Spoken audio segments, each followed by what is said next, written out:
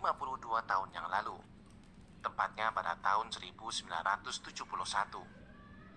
Kondisi lalu lintas di kota Jakarta ternyata sudah padat sejak saat itu, dan becak masih diperbolehkan beroperasi di pusat Jakarta.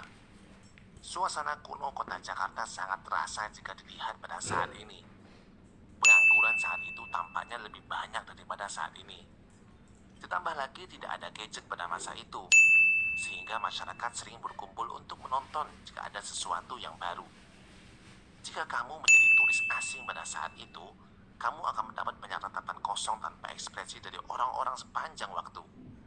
Kondisi pemukiman warga pada saat itu terasa seperti bukan di Jakarta, melainkan seperti di pelosok kampung di Jawa. Pada saat itu komputer masih sangat langka sekali, dan mesin ketik hanya dimiliki oleh orang-orang tertentu. Kondisi angkutan umum juga masih seperti ini. Penumpang harus siap untuk mendorong oplet yang dinaikinya jika opletnya tiba-tiba mogok di tengah jalan. Bahkan harus siap basah-basahan jika hujan tiba-tiba datang. Apalagi menyalakan oplet saat itu perlu diengkel terlebih dahulu. Yang disebut oplet itu ternyata diambil dari kata Chevrolet. Pada saat itu, jika tiba waktu sholat, muadzin harus menaiki menara dahulu dan adzan tanpa menggunakan pengeras suara. Selain menggunakan angkutan seperti oplet, untuk menempuh perjalanan ke Jakarta, banyak masyarakat menempuh melalui Sungai Ciliwung dengan ketek bambunya. Perjalanan menuju kota Jakarta, tepatnya Kalibata, bisa memakan waktu hingga 2 hari menggunakan ketek ini. Wow. Saat malam hari mereka akan berhenti dan menginap di perkampungan yang dilalui.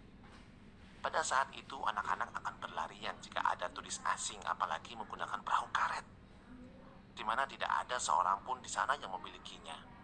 Mereka mengira Belanda kembali lagi. Sebenarnya saya penasaran bagaimana pendidikan pada saat itu. Apakah anak-anak ini mereka sekolah seperti anak-anak di zaman ini? Pasalnya anak-anak terlihat lebih dominan bermain, berkumpul, bahkan berjualan pada saat itu.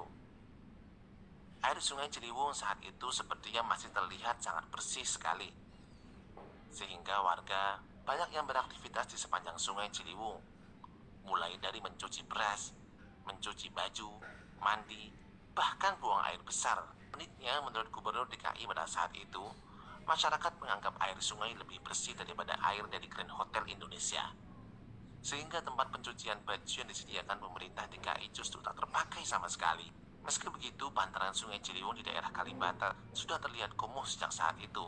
Yang menjabat sebagai Gubernur DKI saat itu adalah Bapak Ali Sadikin.